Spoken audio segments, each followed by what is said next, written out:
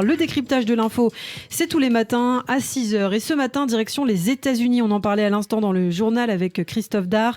Joe Biden est officiellement depuis quelques heures le 46e président des États-Unis.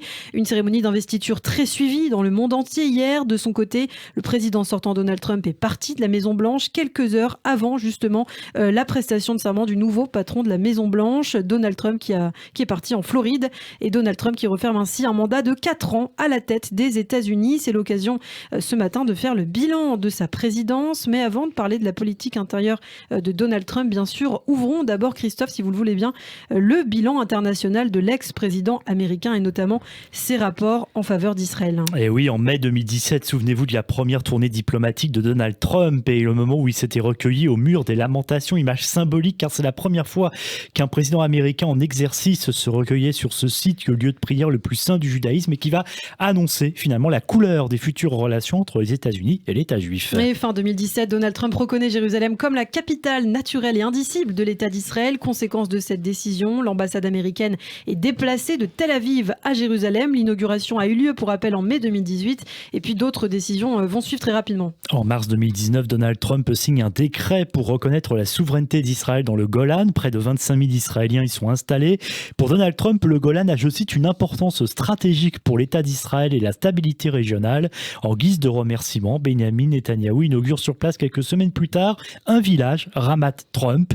Et en novembre de cette même année 2019, les États-Unis ne considèrent plus les implantations israéliennes en Judée et en Samarie comme illégales aux yeux du droit international. C'est une première. Et il faut mettre aussi à l'actif de Donald Trump une série d'accords de normalisation signés ces dernières années entre Israël et les pays arabes. Et oui, les fameux accords d'Abraham avec les Émirats arabes unis et Bahreïn mi-septembre, ce qui a valu à Donald Trump d'être nommé une troisième fois pour le prix Nobel de la paix.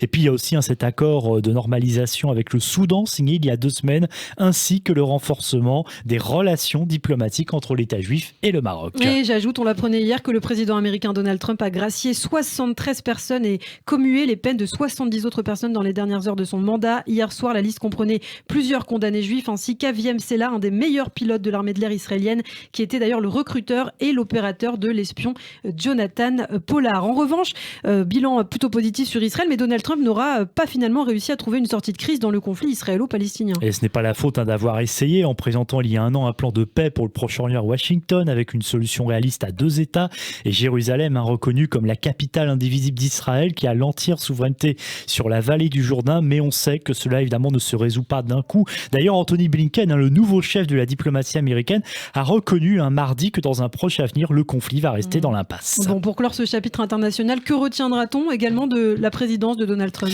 Il a affirmé mardi avant de partir qu'il a été le premier président depuis des décennies à ne pas avoir déclenché de nouvelles guerres. Au contraire, il s'est même en effet engagé à réduire les contingents en Syrie, en Afghanistan, en Irak et en Somalie, avec quand même évidemment les risques de laisser les autres pays en grande difficulté et évidemment ces pays en question dans l'impasse. Donald Trump, c'est aussi le président qui a pris de nombreuses sanctions contre l'Iran. Il a retiré en mai 2018 les États-Unis de l'accord sur le nucléaire signé à Vienne en 2015. Et puis les États-Unis, c'est également sous la présidence Trump qu'ils ont quitté l'UNESCO et l'Organisation mondiale de la santé. Et enfin, rappelons aussi les tentatives infructueuses malgré 3 rencontres pour renouer le dialogue avec la Corée du Nord de Kim Jong-un. Un bilan international conséquent pour Donald Trump. Merci Christophe pour cette première partie. Parlons maintenant peut-être du bilan intérieur de Donald Trump et d'abord d'économie. Et d'abord, rappelez que quand il est arrivé à la Maison-Blanche fin 2016, l'économie américaine était en bonne santé sous sa présidence. Et la croissance s'est poursuivie, même si ces mesures prises et qui figuraient dans son programme de campagne n'ont pas eu les effets escomptés. On peut notamment penser aux baisses d'impôts massives, aux investissements dans la rénovation des infrastructures, ce qui a quand même représenté 2 000 milliards de dollars de dépenses sur 10 ans prévus. Donald Trump a aussi tenu un engagement conformément à son slogan « Make America Great Again ». Il a dénoncé et renégocié de nombreux traités de libre-échange. Il a mis en place des droits de douane comme moyen de pression, notamment avec la Chine et l'Union européenne. Et pour relancer l'économie, Donald Trump est revenu également sur les mesures pro-environnementales prises par l'administration Obama. Et Donald Trump qui a retiré notamment très controversé les États-Unis des accords de Paris. Et un climato-sceptique revendiqué, Donald Trump qui affiche un soutien au secteur des énergies fossiles. Avec son appui, les États-Unis ont quand même confirmé il y a 2 ans leur place de premier producteur de pétrole au monde devant l'Arabie Saoudite grâce au pétrole de schiste. Et puis il s'est aussi engagé à sauver la filière du charbon. Bon, tous ces engagements que Donald Trump avait promis en 2020 2016 et qu'il a tenu, est-ce qu'ils ont finalement dopé l'économie ? Alors compliqué à dire, parce qu'on sait que des mesures politiques mettent en général plusieurs années évidemment à se ressentir, surtout dans l'économie. Toujours est-il que fin 2019, les États-Unis ont enregistré les taux de chômage et de pauvreté historiquement bas, y compris au sein des minorités ethniques. En revanche, échec sur 2 points, la dette publique fédérale qui a explosé et le déficit commercial qui s'est creusé. Quant aux pressions sur la Chine, le résultat est plutôt mitigé. Alors certes, il y a eu un traité entre Washington et Pékin signé début de l'année dernière, mais Donald Trump s'en est pris aussi à des groupes chinois comme Huawei et TikTok en utilisant cette fois l'arme juridique. Et puis il faut ajouter que la pandémie de Covid-19 a tout remis en cause. Donald Trump a eu beau vouloir empêcher ce ralentissement de l'économie en minimisant la dangerosité du virus. Les États-Unis ont vécu quand même une des pires récessions de leur histoire.